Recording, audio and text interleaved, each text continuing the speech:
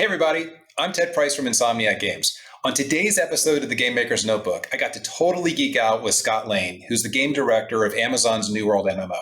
And I say geek out because I put a lot of hours into New World, and I was able to pepper Scot with burning questions I've had as a player about their crafting system, their combat, their faction system, and much more.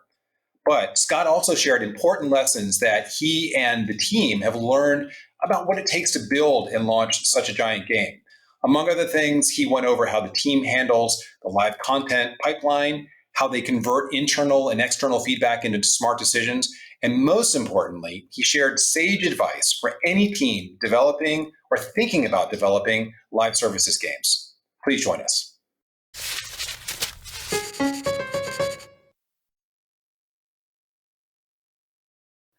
Well, Scot, thank you so much for coming on the show. I want to start by saying I am a big New World fan.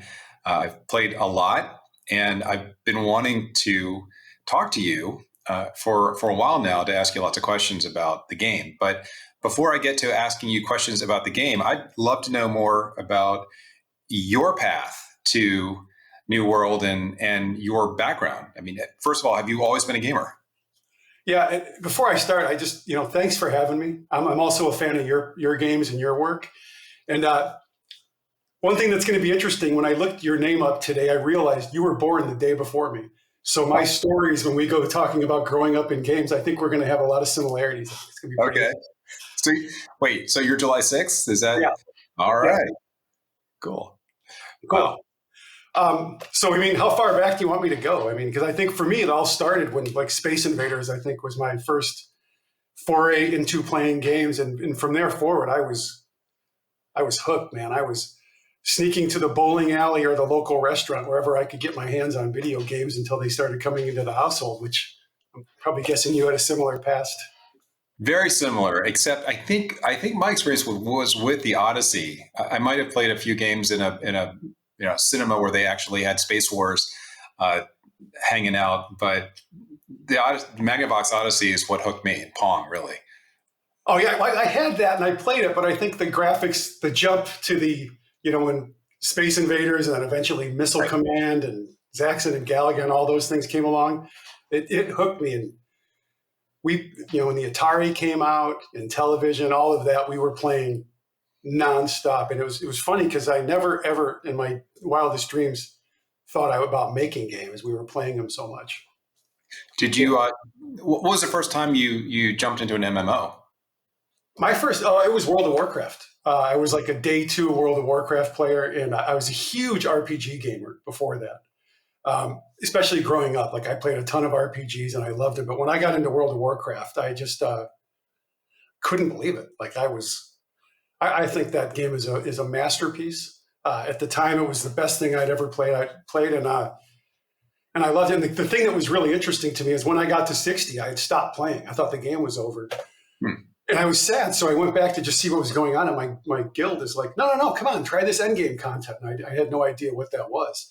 And they pulled me back in, and I realized I had just barely scratched the surface on the game and played years and years and years after that. Well, the game has continued to evolve. What are some of the things that you've seen in World of Warcraft or other MMOs that have been good lessons for anybody who is moving into that genre? It's hard because some things seem like great ideas at the time, and then later you end up regretting them. I remember how badly I wanted a flying mount in World of Warcraft. And I loved it, but it did change the experience for me because I was all of a sudden, just dropping in. Once you got to the level that allowed it, you could just drop in and get all the things you wanted, and you lost that sense of journey through the experience a little bit. Yeah. They got really good at designing around that later, but I think early on it changed things. Or another decision like that I kind of look back on, and it made my life better, but it took away some moments. And one of them was when they added pickup groups for expeditions or for dungeons. It was great because I could quickly go do any dungeon and get to that content. But one of my favorite moments in WoW, when I look back and I think back of the early days, was when there'd be 40 of us or 20 of us meeting at Upper Blackrock. And we'd see 20 Horde, we were on the Alliance side, and it would just take one person to throw a punch, and then it would be on, and you'd forget about the dungeon, and it would just become this big crazy fight. It was like those moments went away, and I thought those were some of the more memorable like water cooler moments in the game for me. Yeah. That's great. Well, we'll get back to sort of your MMO career, and how did you get to Amazon in the first place? What was your path to Amazon? You mean like the whole history, or just the? Well, what were some of the highlights of your MMO career prior to coming to Amazon? Well, I didn't go to Amazon to make MMOs. That wasn't like my direction. I went to Amazon to learn how to make mobile games, because I had missed the old days of making games where like 5 or 6 of us could make a game together. No kidding. Okay.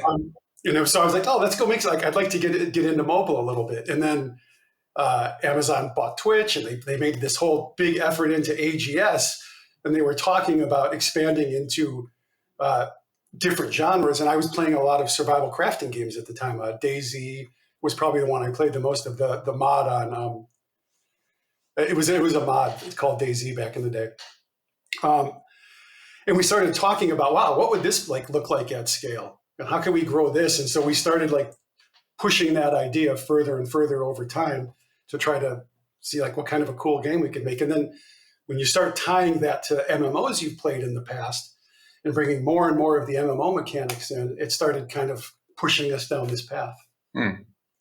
Okay. And was there some ignition point where a bunch of y'all got together and just said, okay, we got to move this direction.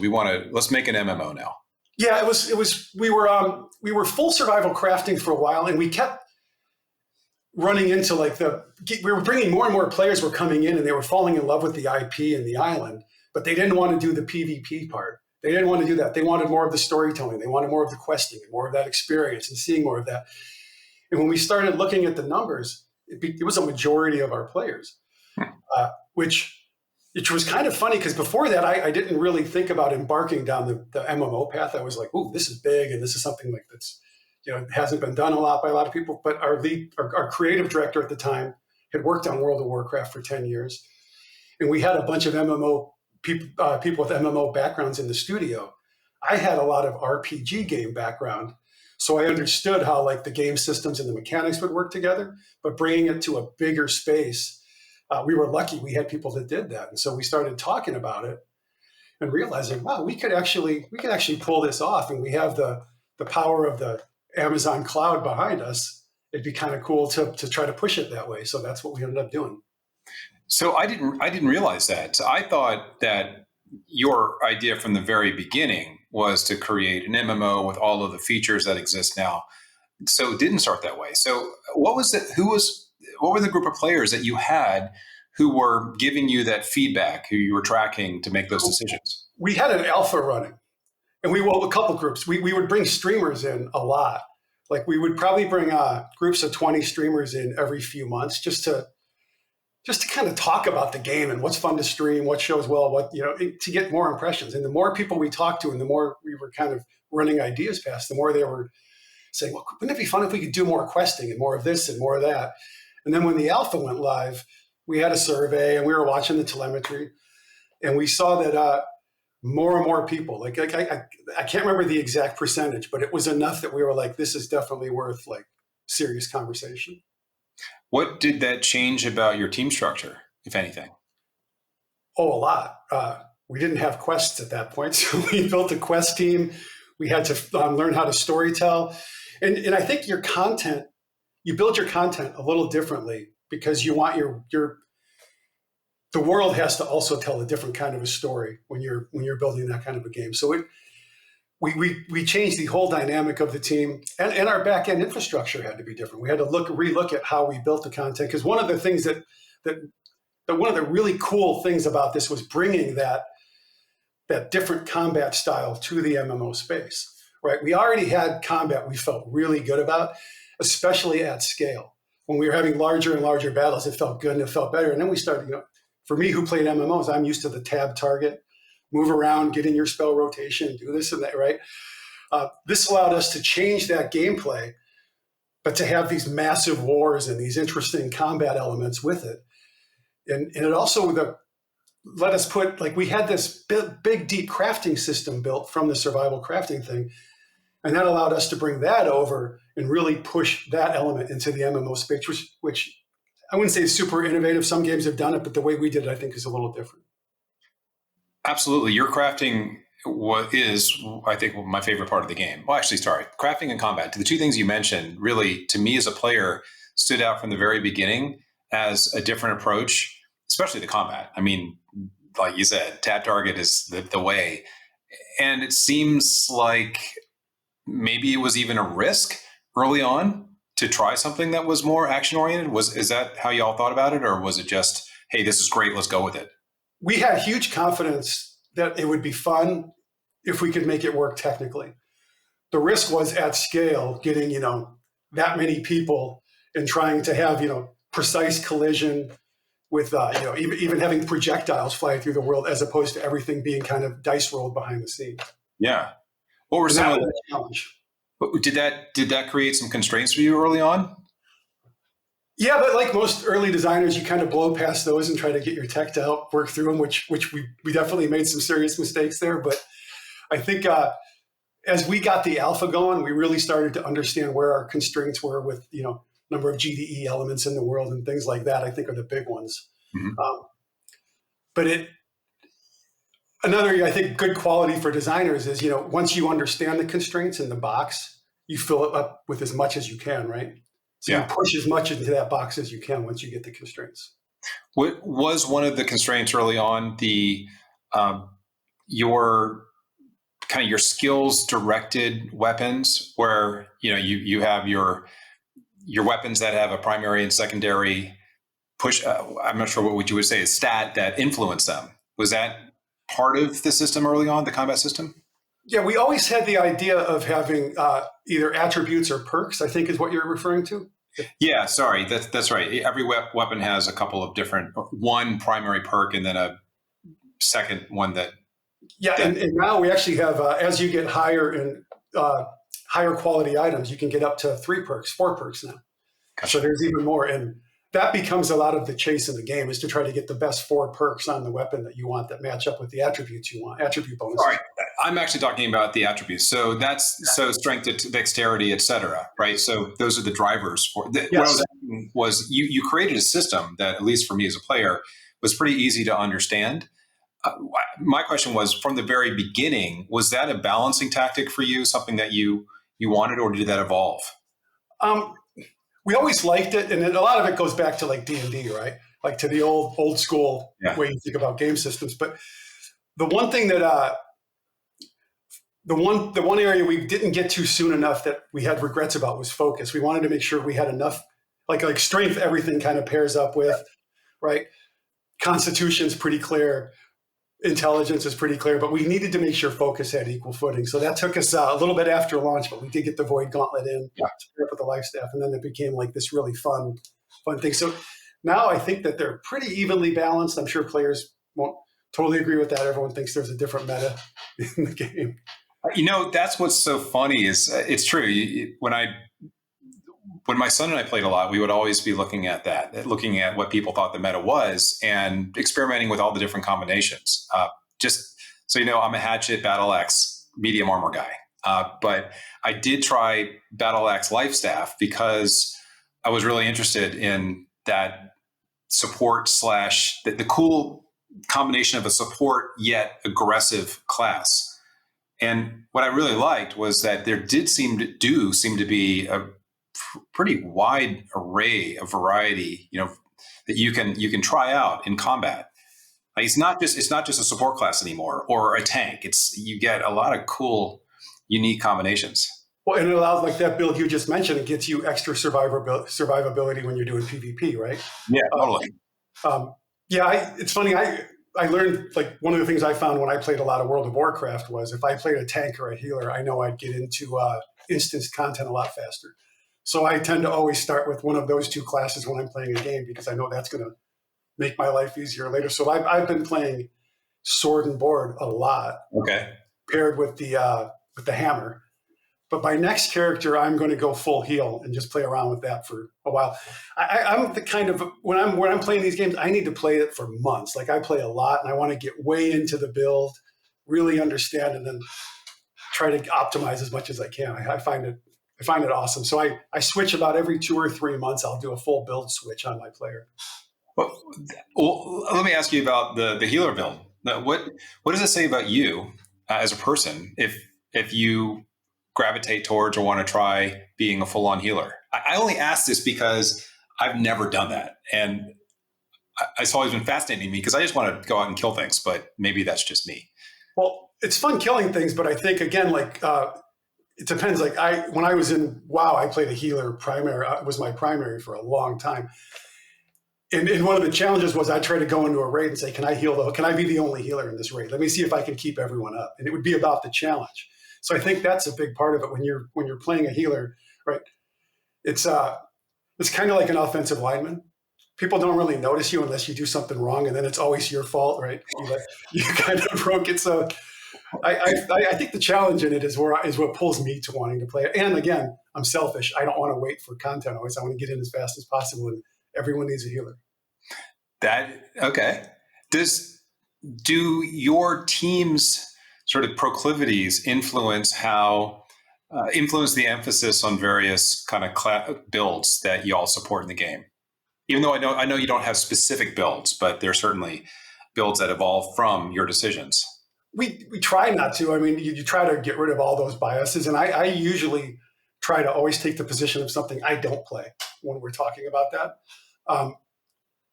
Especially because I don't want to influence the meta, because I don't consider myself like a great player where I can push everything as far as a lot of the other people. We do tease our combat lead about that every now and again, though. So we give him a little grief. I'm like, what are you playing? I always ask him what he's playing every time a patch comes out, just so I can keep him honest. Well, that's a great question. I mean, you're right. I mean, because we all have biases, and it's really hard to avoid them. I want to go back to something else. You mentioned crafting, right? That's one of my favorite aspects of the game. And it is, as somebody who is probably not, I haven't played every MMO in the world, but it's the best crafting system I've seen. What early on did you want to do to differentiate it from other crafting systems?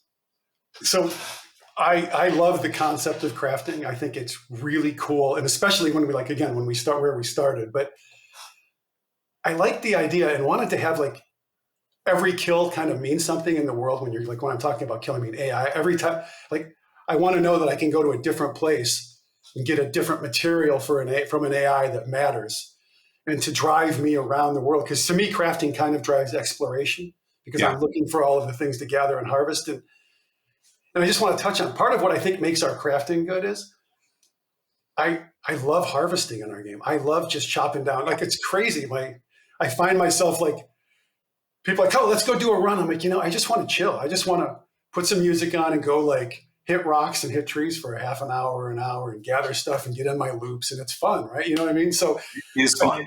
I think part of that was really important to us, is like chopping down a tree had to feel good. And just to give props to our audio lead, Jed, when he first put like the amount of attention to detail he put into every sound on these things, I think it just makes it feel better, and it just helps you get like immersed in the world. And that's what I think the crafting really drives, at least for me. The trade skills drive, the harvesting, the getting all of the materials for crafting. Because some people actually, they just harvest and sell everything. For me, I harvest and I try to use everything myself that I make. I'm right there with you. I feel there's a whole efficiency drive for me, where if I've still got a bunch of logs timber in my inventory and I haven't used it, I feel like I've failed somehow. But going back to what you said about the feedback that you get as a player when you're chopping down a tree or mining, man, the audio does make such a difference. And I'll also share the physics on the trees. It's pretty awesome. When you watch a tree fall, it's just kind of entertaining in the game.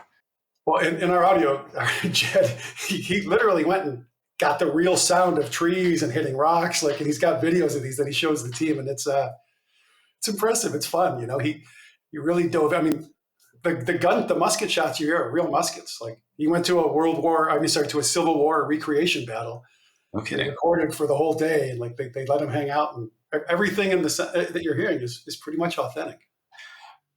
That's fascinating. That may be the first truly recorded musket sound in a video game, right? I imagine it might be. That's Well, cool. same with the cannons. They're real cannons that he got. Where do you go? Where in the world can you go shoot a real cannon? Well, they had this is funny. In Huntington Beach, 6 years ago, there was a Civil War reenactment battle, one of the battles they did. And he went and got permission from them to go with his audio equipment and stuff and recorded it all. That's pretty amazing. I Wow. mean, and he did a big video for the team and everyone loved it. And it was because he's a character. That's great. Well, I mean, the cannons and the muskets, that sort of evokes another, to me at least, very interesting topic, and that is the theme of your game, right? You all landed on a really interesting time period and combination of sort of this old world plus magic. And was that in existence from the start? Was that part of the original idea? From the beginning, we loved the idea of, because this was the way we always described it is it was like the last gasp of the sword and shield and the first breath of gunpowder. Like that time was really interesting. Like there was a brief period where those existed together. And then if you throw magic in it, we thought like, what could be cooler than that? So I think that always seemed fun. And then when you see it, like there's just something that is really neat. When you see the musket person next to the person with the sword and the shield or the bow and arrow, like it's cool. I agree. And that to me as a player really stood out from the very beginning. The first time I heard a New World and saw a couple of the PR shots that y'all had of somebody with one of the old style helmets and an axe, I thought that is not the Dungeons and Dragons approach that I was expecting, or the sci-fi marine. Yeah, this is really unique. Yeah, we loved it, and it was like a quick way to be different too. Like nobody was really in this space as far as this time period, and I think where the story did evolve is that I really was happy with early on was the idea of this island lost in time. And more and more we're going to be introducing cultures that have ended up there and evolved on that island a little differently than maybe in our real world timeline. But you're going to see other groups on the island, and I think that's really cool. I'm so glad to hear that as a player. It's exciting. I've read some of the things that you all have published about what could be coming down the road. And it's for me as a player, it's really easy just to lock into what exists without thinking about what's possible. But yeah, it does seem like to me, it's a world that's super fertile when it comes to branching off into new places. Yeah. And it's an opportunity to celebrate, cultures that are not around anymore, right? In a really cool, fun way. So the more we get to that, the more fun it is for us. And that's where a lot of people on the team light up too, just thinking about how far we can take that. Well, speaking of that, on a sort of a more production-oriented note, how do you make those calls about what you're going to introduce and when? I think it's probably fairly standard. Like you come up with the ideas, you kind of the ones you like bubble to the top. I should say the group. There's a group of us. There's a creative leadership team on it, that we all talk about this stuff. And if we like ideas a lot, like before we go too far, we try to socialize them with the team. Yeah. See if get feedback. Make sure we're like doing stuff that people are going to be excited about. And quite often we learn that, oh, hey, this one isn't resonating with the team. Maybe we go this way. And then we start to think about what it would look like in a production schedule, when we can deliver it, what's the right time for the game, when do we want to invest in a new world versus another weapon or horizontal gameplay or whatever it may be. And then you kind of match that up with your schedule and your people and your capacity and figure out exactly the right timing. Do you have predetermined slots that you're planning things to fall into? Like, for example, if you have a quarterly release, a monthly release, then you get to just move the pieces around. How do you do that? We've been shipping a live game was a learning experience for sure. We had all kinds of great plans, but supporting live always trumps all. So things change a little bit, but I think where we're landing on is we know that we want to release expeditions or readily accessible content for players, instance content that players can go do. Those have been really well received. They're super fun and they're cool for rewards.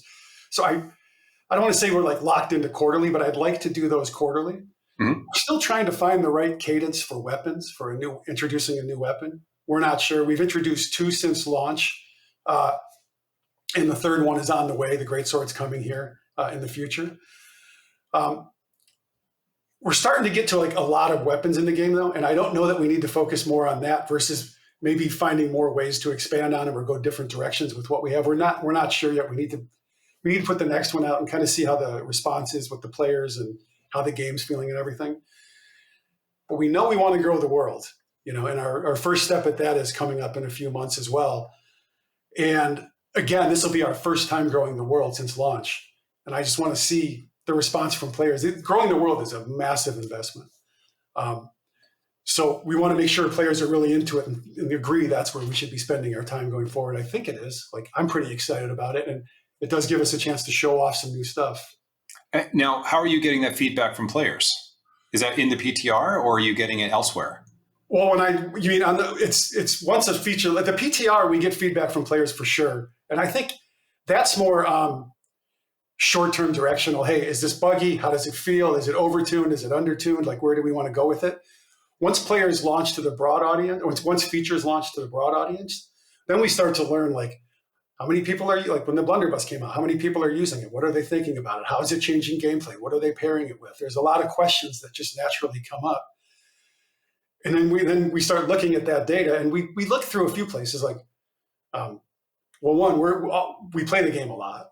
Like, even when I'm not able to concentrate on playing the game, I'll have the game running in the chat just so I can kind of watch what's going on in my world. We're in the forums a lot. We read, Reddit. We have an in-game feedback tool. There's all kinds of ways we get feedback. We listen a lot. Our community team just does a great job at helping gather feedback and then filter it back to the team. Well, since we're talking about getting feedback, what is the way that you all filter the serious feedback from, say, comments that may not be well informed or just sort of off the cuff? How do you reach sort of really meaty conclusions? It's hard. I'd love to say it's 100% data driven, but it's really impossible. And when you go through this weapon's you'll have 51% of the people saying this weapon's too powerful and 49 saying it's not powerful enough. Yeah. So you have to take that, use your intuition, and then break it down to the next level. For instance, what percentage of people in Outpost Rush are winning with this weapon versus not, like things like that. But you also use your gut. Like, we play the game. Like, you get in the world and you watch what's happening and try to, say, is this real? Is this valid? Or what am I missing? We also have an experts group that plays the game that's not part of our team at all. There are actual players that we went and found that are like the big experts in the game. And we just ask them, like, what's your take on this? Like, could you give us some feedback? And we're constantly in a feedback loop with them as well. That's great. So it sounds like a balance of a lot of different things. But I'm glad you mentioned your gut too. I mean, that's why you're an expert in the field, right? And it sounds like because you're playing all the time too. It's an informed gut decision always. Always. It's just like before the game, before New World, 10 years ago, when it was only console games or games that ship once, you're relying almost all on your gut. You can do some focus testing, you'll bring people in, but at the end of the day, you're trusting, your leadership team, your creatives, and your whole team to give you the right feedback and help break it down, because it's everything's subjective, right? Yeah, and with that in mind, I mean, you must have a large team. Because if it's okay to ask, I mean, how many people are actually working on the game to support it? No, I'm not supposed to go near that one on how many, but it's we have a good sized team. It's a pretty big team.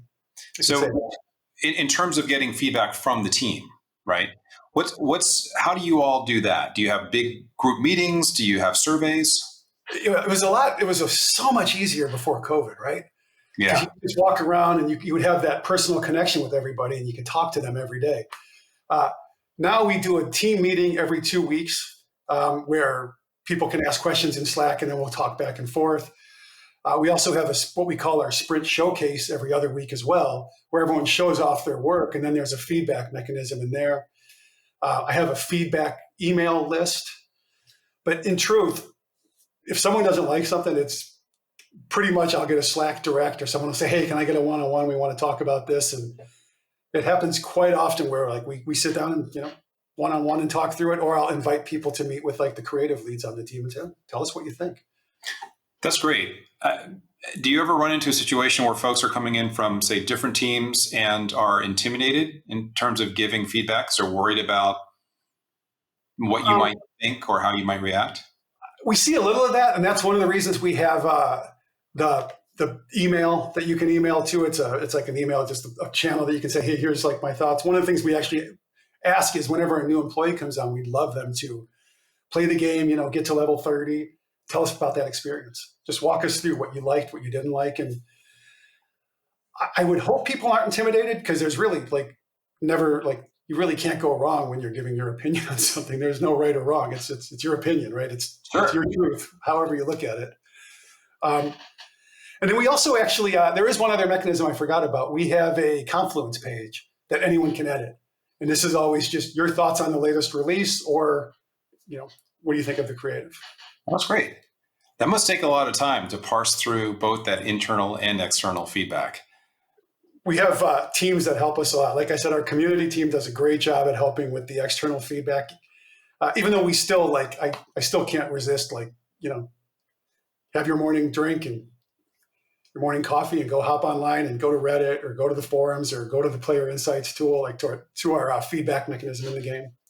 It's something you got to do it. I think when your game is live, nothing's more important than playing it a lot and then getting that feedback from the players and figuring out how to just, because it's real easy to read the feedback that aligns with what you're thinking. I usually go to the negative feedback.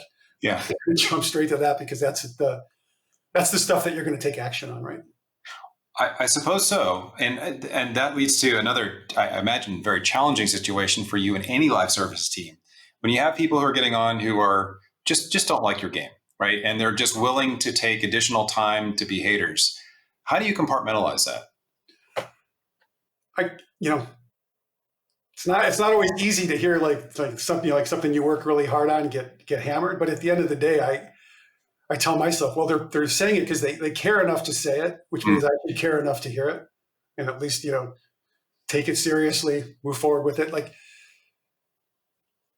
when I was younger, I wasn't always good at delivering messages to people, and it's something that I've really self-examined and tried to get better on, because I'm a very direct person and I say things, and when I was younger, I didn't realize, oh wow, I said that harshly, until you started thinking about it. So, but I didn't mean I was bad; just meant that was just how I communicated. So I try to give them the benefit of the doubt I'd give myself, a younger version of myself, and take the feedback with a grain of salt. Or take the negativity with a grain of salt. Take the feedback seriously. Well, that's great to hear. It seems like a great technique to me. I mean, certainly when I know it's been there have been plenty of stories about your launch and the ups and downs, and I got to say, I was really impressed with how you and the team took that feedback and turned it into a lot of really positive improvements for the game. It was like launching a live service MMO. It's really hard, and we thought we had the game when you go and you have automated testing, you have all these things, and you think that it's in really good shape, and you've heard the stories about launches, so you don't want to be confident. We're like, wow, we've done so much to test this, and then it comes out, and when you get that many people at scale playing, they find things that you've never dreamed of, and there was more than we wanted. I'm happy that we were able to get through and fix them all. It's so much I think the hardest part about that is when you're not talking about the quality of the gameplay and the systems that are in the game. You're more talking about mistakes and bugs and problems. You have to fix those, but you're not making the quality of the experience or the gameplay better. You're fixing problems that quite frankly we should have fixed beforehand, right?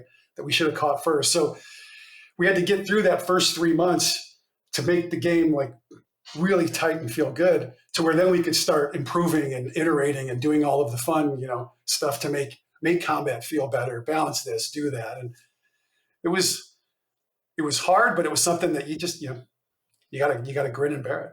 Yeah. It brings up another question I have about just how you get over that bridge from pre-launch to launch. And if you had to go back and have an audience, the perfectly sized audience, to help you find all the problems prior to launch, what would it be? And maybe obviously there's no perfect, but what would a reasonably sized alpha beta test group be for you? Well, I think we had a lot of people playing the game. I think the thing I would have done is to try to do it longer, because a lot of the problems don't get exposed right away. So I think if we would have done it longer and had a little better like telemetry to catch what was happening, a lot of these like mistakes, like we didn't have the proper telemetry to know it was a problem until someone told us. And then over time, we're like, oh, wow, there's all kinds of mistake in this part of it, like in this part of stuff. So let's get all of our telemetry in there.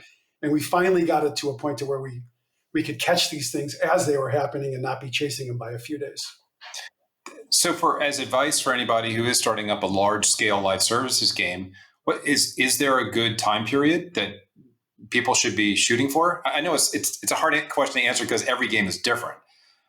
But are you talking about 6 months, a year, 3 months? I think if we had like 2 or 3 more months, the first 2 months caught almost, most of the problems. If we would have had that 2 months to catch them and fix everything, I think we would have been in a much better position. It's really hard to say how long because it all depends on, we had a very long alpha, right? Our alpha was live for, I think, 2 years, 2.5 years.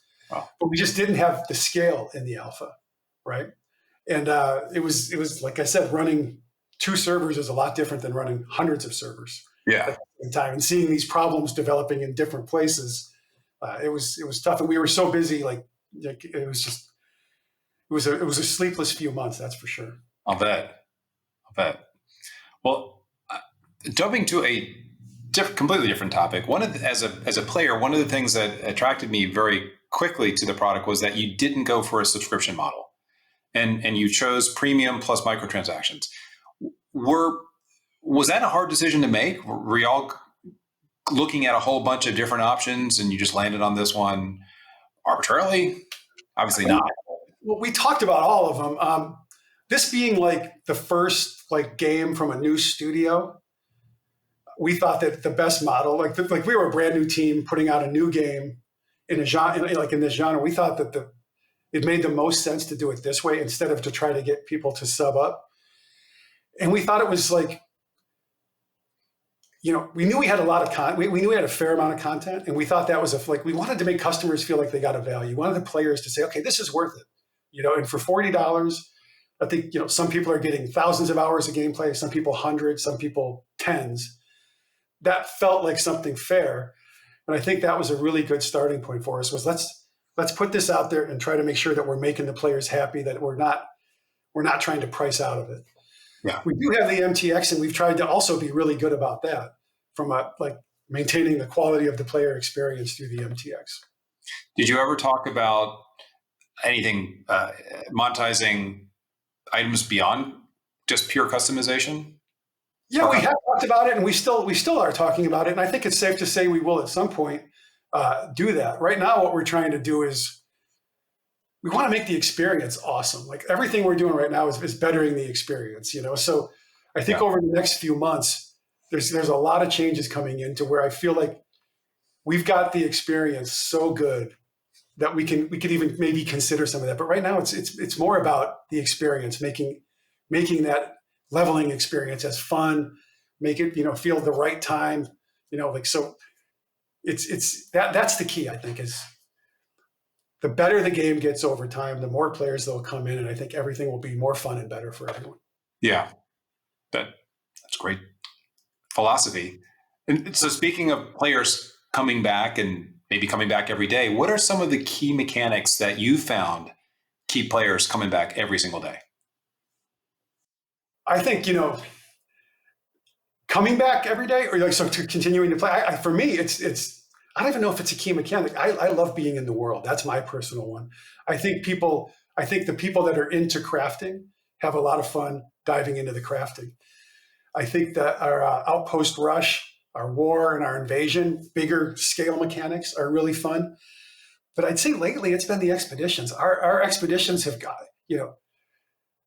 I don't want to sound too confident, but they've gotten really good.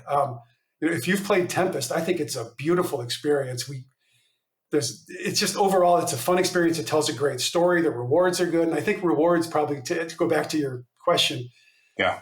One of the big learnings is getting more rewards, making things more valuable for the player's time. And I think that's something that we've been really focusing on, improving our quality of life and improving the reward loop. Absolutely. Loot drops are everything, right? Yeah. I mean, that's, So you do it. it's so dumb question. I just kind of brings me back to a very personal question. One of the things I've been just trying forever is to get better trophies, build better trophies. And oh my God, is it hard to find trophy materials? Yes. Is that, I'm assuming, is intentional, but do you get that kind of feedback as well from players? Yeah, trophies are one that's not, I don't get it as much because you can usually find those materials in the trading post. Expensive though. At least they are a little expensive, yeah. Really expensive. Pardon me? At least on my server, they're ridiculously expensive. So yeah, they're fairly expensive, but they're also super valuable, right? Yeah, exactly. So I think that's where the player-driven economy starts to come into play. Like we are looking at the tuning on that. It's not our biggest priority. I think like right now we're really focusing on the leveling XP for crafting and trade skills and weapon mastery, and then the player. Like that's the first place we want to look at. But we are spending a lot of time taking a look at loot and rewards and stuff like that over the next few months. As this release is our first kind of step toward that. Okay. The July release. You've got, so this is where you're talking about the music instruments, right, that are coming in, and the big change that people are responding to so far from the PTR notes is the perk rebalancing. Okay. We're trying to put a lot of effort into making. Right now, it's a little bit too hard to get the right perks you want on the weapon or the gear piece you have. So we're doing a rebalancing that hopefully the goal is that should work better. And the PTR launched today, so we're going to start getting some feedback on that over the next few weeks, which is one of the hugely valuable things about the PTR, because people can read, here's your goal, and then they can go play, and then we can see, hey, are we hitting our goal or not, with time to adjust before the actual release. Okay. Well, that's exciting. Well, there are a bunch of other things too that you've listed, at least on the website, like perfect salvages. I thought was a really cool concept. That's another one. Yeah, I mean, salvaging is not as fun as it could be in the game today. I think it's going to get much better, and it's kind of funny because I'm already seeing anyone who read the patch notes talking about, okay, I guess I'm going to fill all my storages now, holding on to everything we get until the next release. Yeah, which is smart. I mean, it just goes to show how well the crafting economy has been, how well y'all balanced it, right? Because it's meaningful. And something else you mentioned too, which I love, is the marketplace. That is one of my favorite features in the game, just because it's just fun to look at the economics and the swings that occur and to try to predict them and play the market. So when you were designing the marketplace, what were some of the key decisions you made early on about it? I think one of the first things that we have to talk about is what's bind on pickup and what's sellable, right? And so I think on the gear side and the crafting side, that it's finding that balance to make crafting valuable and versus what you find in the world, and then finding a way for players to be able to exchange those goods. Mm-hmm. And then it's making things accessible through the trading post, which we still have a little ways to go there. It still can be a little bit difficult to find some things, but it's monitoring the pricing. Like that's our way to know how the economy's doing, right? That's the step, like you said, into the economy. And it's like when we had double, we're just getting over double XP refining. I'm sure you noticed, like I know, if you're playing, all of the refining stuff got really expensive because everyone's trying to buy it all up so that they can take advantage of that. So I think it's that kind of stuff. I'm not sure I totally understood the question. Well, I was wondering if obviously you're tracking the prices in the market and you're watching trends, right? Are there ever any, this isn't the question I was asking, but I'm interested in it. Are there ever any sort of wild fluctuations that you have to step in and help contain? Well, early on, like when if there were problems happening, yes. We haven't seen that in a while now. It's been many months since we've had to, since we've exposed a problem in the economy. And it's kind of cool because the economy has worked itself out to now where it seems very healthy. We have, an economist looking at it, of course, so who's much smarter than me when it comes to this stuff. Do they say that the economy in the game actually uses or demonstrates the same mechanics that you would see in a real economy? Not quite yet. Real economy has more drains.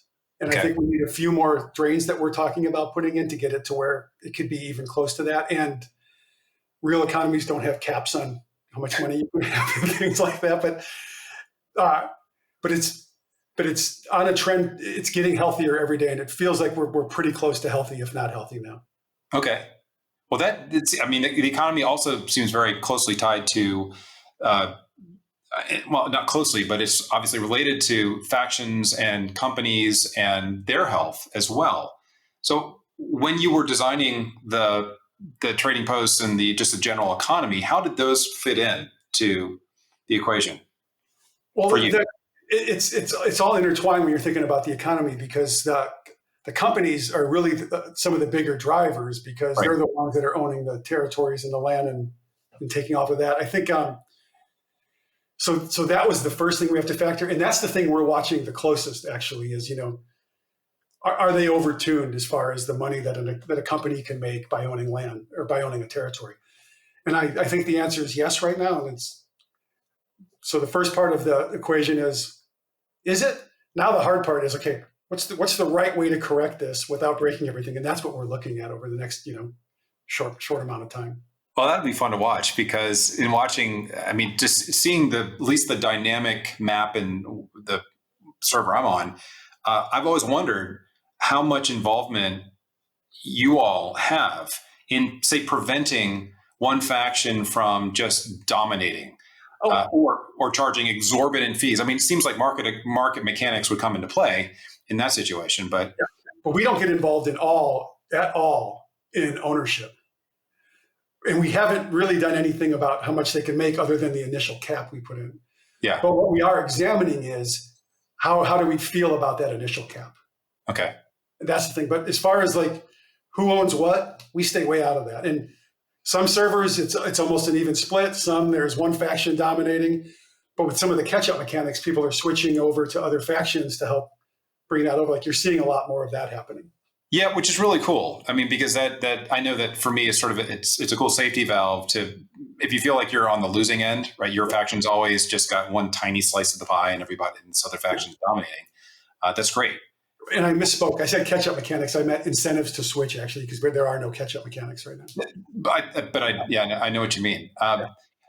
That maybe it's also worth explaining for anybody who doesn't play New World, because I'm jumping in. I'm using all these terms that are very New World specific, and maybe it's worth explaining how companies and factions equate to clans, perhaps, in other MMOs. Yeah, in New World, a company is akin to a guild in World of Warcraft. It's a group of up to 100 players that can play socialize together. They have a leader, and a company and players are part of a faction. New World has 3 factions. Companies can own territories. When they do, they can charge, they can set tax rates and trading fees and things like that. The faction has ownership over the territory as well, and so they're both highlighted.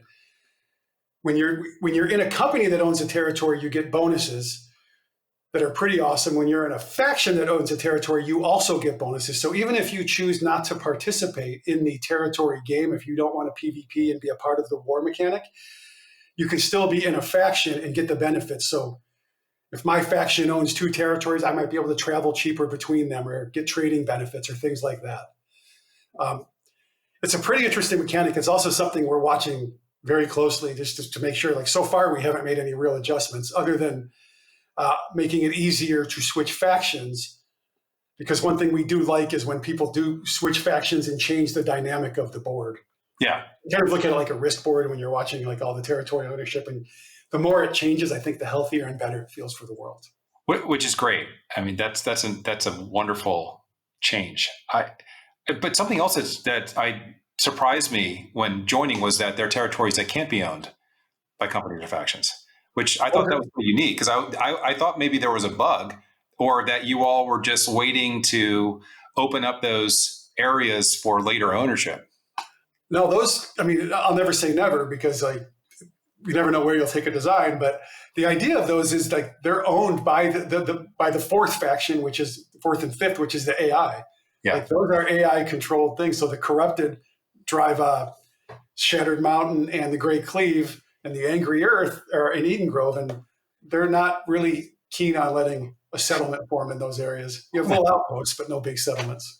And the outposts are pretty helpful too. So it's a lot of fun to go up into those areas and risk and experience a different level of risk, I suppose, than the other ones. Yeah, and we're seeing, and there's multiple different levels of risk up there, because there's like the open world risk, which is its higher level. And then there's what we call elite POIs, elite points of interest, which they're kind of like raid dungeons, but open world, and as many people can go in. So a lot of these you can defeat with 15 to 20 people. This was kind of a happy accident, but what we didn't really expect was groups of 50 or 60 to get together and just go demolish them. And it's pretty hilarious. Like, and now that's a thing. Like, people are running through them, and it's funny because people are like, "Oh, should we fix that?" I'm like, I don't know. It's pretty fun. Like, if people are having a good time, I just assume let them have a good time. It's fun, and I participate in it quite a bit. It's pretty cool. I've never tried that. So do those groups just form randomly, or are they scheduled by the companies? How does it work? Both. All kinds of, like, sometimes companies have like, hey, we're going to do a world tour. Like, it's going to happen at this time every day. Or groups, you'll just see like, hey, everyone, we're going to form up now. Come meet us here. I know a few months ago, I haven't done them in a while, I would just go sit in front of Mirkgard, which is one of the end game big POIs where there's a lot of cool stuff. I wouldn't have to wait more than 10 minutes, 15 minutes. A group would come through, and I just hop in and follow them along and reap the rewards. Has that changed how you control respawn rates there? Just the frequency of the random groups that are showing up? A little bit, but it's something we have to be careful of, because if we try to speed them up, nothing's worse than back spawns too close to you, especially when people start to get spread. So I feel like it's tuned pretty well now. You can get a group through through most of the content about every 30 minutes. The portals, sometimes I think they spawn a little slower, there's portals inside of them, which are sub POIs within the POI. Yeah. Yeah. That's one thing you mentioned, just speaking of big groups, one thing you mentioned that is worth talking about are the wars and the invasions, right? And I think that's another thing that really, I think early on, you all highlighted and really did stand out as a unique feature for the game. Have those, and I got to admit, I like small parties, and so I'm either solo or with just a couple of people. I haven't been in a war yet, but have those evolved since you started? Well, the big evolution is happening in this next release. We're instancing them, which we're expecting, we should see a notable, like, Perf has been pretty good in it. We had some problems early on. Perf's been pretty good for the most part lately. This should be a pretty big jump in Perf, because now they're instanced. They won't be affected by other people in the area. I like the wars a lot. I've had a lot of fun lately playing the invasions. Probably because it's a little easier, because people are better than AI, I think. But it's a lot of fun fighting hordes and hordes of these different AI and trying to protect your fort. But we've had a lot of fun with the wars too, like 50 versus 50. It's something like, we just added 3v3 arenas. Yeah. Right? And I always tell people, you can't hide in a 3v3 arena like you can in a war. The wars are fun if you're not great, but it's even better when you're great. And if you watch someone like Shroud, who when I watch him play war, he's a streamer for people who don't know, he can just sit back and headshot so fast, so many people with a musket. It just impresses the hell out of me. And then I go play, and I'm terrible compared to him. I'm like, how the hell did you do it? So I think they're pretty fun. Yeah. Like, it's cool. Well, you mentioned performance, and it is impressive. We really haven't talked about how beautiful the game is, but it is for anybody who hasn't played, it is an absolutely gorgeous game. And when I think about other MMOs and my expectations, New World shattered them. What you all do with the level of detail and the amount of just objects and, as you said, players in the world at a time is incredible. So what was your approach there? You built on the CryEngine, is that right? Yeah, well, it was at one point the CryEngine. I think we're so far removed from that. Our engine is called Azoth, AZ. It's the AZ engine. AZ okay. Yeah, it's funny when I talked about when I talked about getting lost in the world and chopping down trees and stuff, half the time I'm just waiting for a sunrise or a sunset because those are just beautiful moments in the game. And our team has done a great job. So the kind of opening approach was this painterly realism. We wanted everything to have very realistic shapes and form, but with the textures to be, we didn't want photorealistic textures. We wanted to paint it, but we wanted to paint it to look fairly real. So it wasn't what I would call stylized, but they just landed in this place where everything just feels authentic. Yeah. But you still know you're in a game, which is kind of cool. Like I feel like sometimes when you get too realistic, the immersion breaks. But if you keep it here, I think you can maintain that immersion, and it just works together with the animations and everything. Like it feels, it feels great. And I'm really happy with the way the art came out, the look of the game, the aesthetic. It's unique for sure. And you mentioned the sort of the real world versus game world. I know you're talking about art, but the other thing that I think you all do so well is your distances. Right? I know you can run faster on the roads, which is really nice, but it does feel like you aren't laboring to get from one place to the other all the time, which is such an easy trap to fall into when you're making a big open world game, right? It seems like the team has really thought through your fast travel, your standard travel to make it feel big, but not painfully big. Yeah, you can run through the world pretty fast. We've lowered the cost of fast travel tremendously. So for people who want to, one of the reasons that was a harder decision for us is you get these happy moments when you're running through the world and you see things that you won't see when you fast travel. Also, I find myself like, I'm just going to run to Everfall or to Brightwood or wherever I'm going. And along the way, I see, a mine or something. Like you find things that you want to gather, and it creates this alternate gameplay loop that's not just kill, right? Yeah.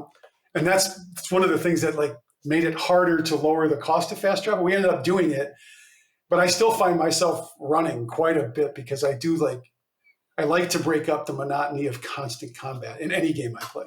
Yeah, that's true. So just out of curiosity, do you always have your PvP flag on?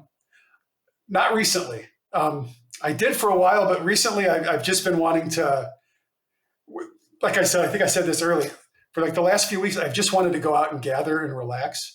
And when I'm in PvP flag mode, there's no relaxing. You're constantly like looking over your shoulder and worried someone's going to get you. It's funny though. I found that there's sort of this code of, at least in the server I play on, there's sort of this unspoken rule that if you're out there mining, you're not going to be ganked, even if you have your PvP flag on. At least that's what I found. Occasionally that happens, and I'm really pissed. But I'm more pissed at myself that I forgot to turn off my PvP flag. I haven't found that code to be true where I play. So. Oh my gosh. I guess I'm on a nicer server. Or maybe we play at different times of day. I don't know. It could be. I do want to ask just a couple more questions about what it takes for ongoing support for you all and how you can keep the team healthy. Given that you're running a game that's 24/7, right? And you've got an online audience who is engaged, right? They're giving you feedback all the time. You're responding all the time. How do you keep your team healthy? Well, we one of the things that we talked about a lot, and this is a huge internal debate that comes up all the time, is do you do one team or two teams? Do you do a live team and a future content team? And we landed on live team we went one team, just keeping them merged and rotating people in and out because nobody wants, like as hard as it is, nobody wants to fix bugs all the time. People want to create also. So we rotate people into that mode. And we put a lot of automation in. Like the last year, all the learnings, one of the big learnings is there's a lot of automation. So 6 months ago, there was a lot more things that would pull people in, like, oh my gosh, we have to stop and deal with this. That now is automated. Like these things can just like be fixed by like do a reboot, do this, it'll automatically fix where that used to be manual in some cases. And we also have processes in place now where we're like, okay, here's the level of item that has to go into a weekly build versus a monthly versus a full patch. And that's really helped. Like when people have clarity to the goals and to the plan on the team, and they know what they're going to be working on, I think it helps them stay healthy and excited. Like sometimes it's really fun to go support live. Sometimes it's really fun to go work on a new thing. As long as you don't have to do that one thing all the time, I think it helps. It just makes life like change is good. A little bit of change, a little bit of variation, but you don't want to feel like you're stuck in a always doing the same thing kind of rut, because I think that starts to drag on people. Oh, for sure. How do you identify a problem like that where somebody might not be saying anything, but they've been doing the same, like working on the same specific feature forever, or churning out the same props again and again? Yeah, it's hard. It was, again, another thing that was a lot easier pre-COVID, because you can see body language just by walking around. Now, a lot of our one-on-ones, when we're talking to people, we try to make it not about the work and more about how things are going. Yeah. We have plenty of opportunity to talk about the work. And when you're talking about how you're like, when you're making it not about the work, funny enough, you can kind of get a better read on how someone's doing with the work, if you're happy or not, if you're feeling okay, if they, you know what I mean? Like, yeah. So it all kind of ties back together. And I think we try to do a lot of that. And also just be, again, very direct. Like, how are you doing? I know you like production will catch, wow, they've been working on this thing for a long time. Let's talk to them and see how they're holding up. That's great. Makes a lot of sense. And have you continued to bring in new folks onto the team?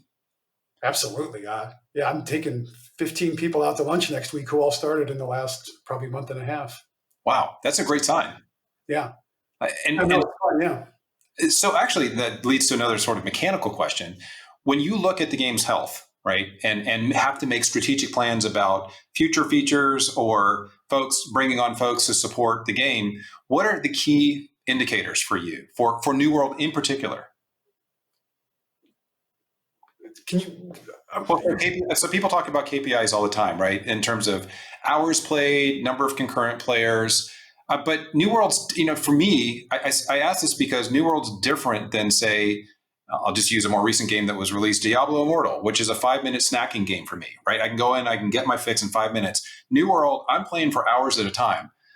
So I'm wondering, when you all look at, how are we doing? What are the things you look at? Session length, number of sessions, NER and KER and RER, right? New user retention, week over week generally, returning user retention, so anyone who hasn't been around in a few weeks that came back, or current user retention. Hey, someone who's been playing, what's their retention rate look like? Are we making people who are new happy? Are people who are coming back happy? Are people who've been here happy? That's kind of how I think about those. And then session length and sessions per week. Do you drive the big 5 that we talk about? Well, do you drive that level of happiness from those number of hours and the number of sessions? Is that these all together? Those at least frame the conversation. And if we see a number good or bad, we try to look at, wow, have more people been playing this mode or that mode lately, or is our crafting numbers down? Like then we try to figure out what's driving that, and that's usually driven by our PM. Does a lot of that digging, and he comes, he'll come back and say, well, it's this or it's this. Oh, that's awesome. I mean, and have you found any sort of consistency in terms of what causes increases or drops conversely? I wouldn't say consistency. It's usually like a broken quest is usually a bad thing if it's early on, like if somehow a quest got broken in a patch, or like great rewards, like Outpost Rush has been doing well. People really like the reward, and so we look at, okay, this is a good reward. Like, what makes this a good reward? How can we apply this to more places? Because I think a lot of times players they think about games much more efficiently than you'd expect. They literally will break down, what's my best way of making coin per hour? What's the best way to get my rewards per hour? If I do this, I'm way more efficient than this. So I'll do this. I'll just run this over and over and over. And with the money I make, I'll go to the trading post and buy these things that I would have had to spend 4 hours on that I can get in 2.5 hours if I do it this way. Like, they literally break this stuff down, and we have people on the team who do that. And I'm like, wow, I found this on the web. Seriously. I must have triggered it. But hey, speaking of which, it leads, because I gotta ask this, because I've been fascinated by being in the game and seeing what are occasionally bots running around and chopping down trees or mining. How do you detect them as a group? Oh, there's well, we have a lot better than a few months ago. Like you start to learn behaviors and watch for that. So we have a couple engineers that focus on bot detection, and I think you can a little bit by movement, by how they're behaving, by like looking at it's pattern recognition for the most part, right? Everything has patterns, and the more you see the same pattern, the more you can tell it's probably a bot. Every once in a while, I'll try to get myself flagged. Like I'll try to just do certain things to see. Because I've heard players say that they've been flagged as bots, and I'm like, really? You sure you're not botting? So a few of us will try to go out and act like a bot would act, and we're not able to. I tell you, I wish the dream would be if we could be 100% sure people were bots and just and then automatically flag them on the spot.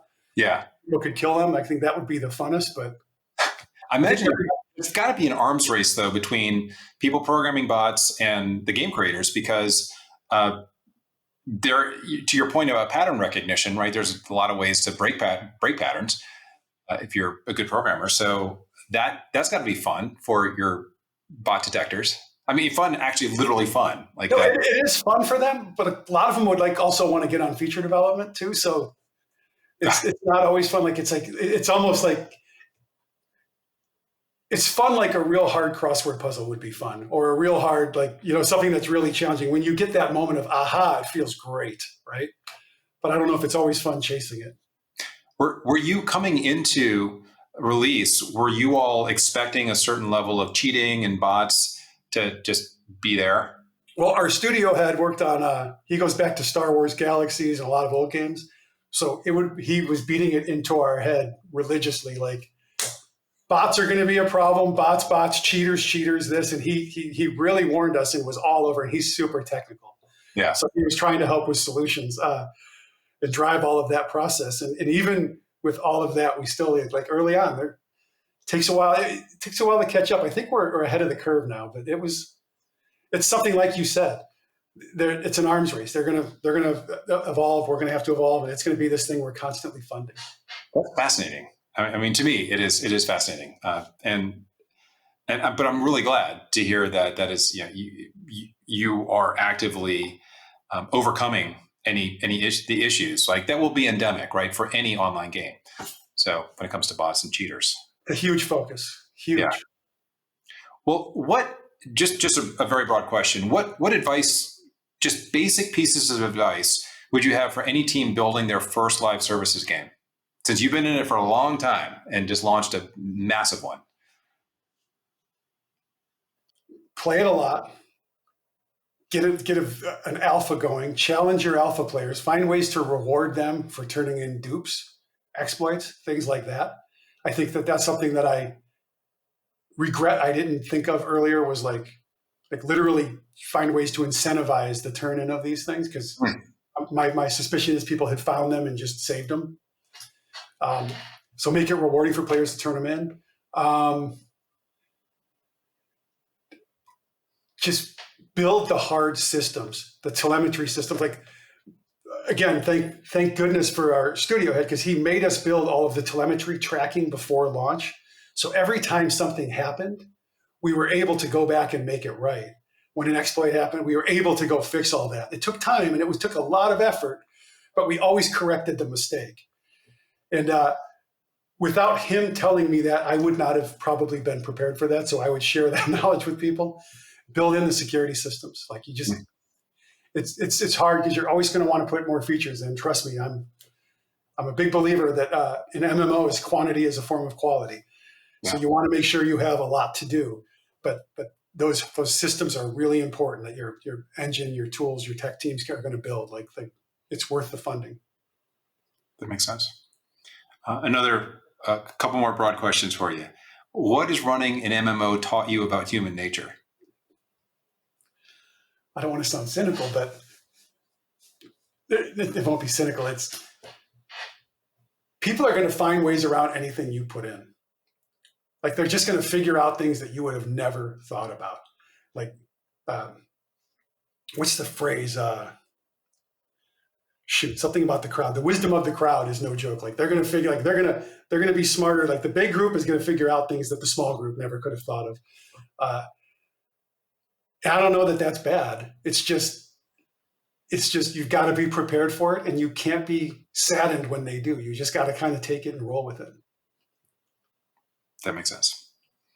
Well, finally, what excites you the most as you look ahead for the next year for New World?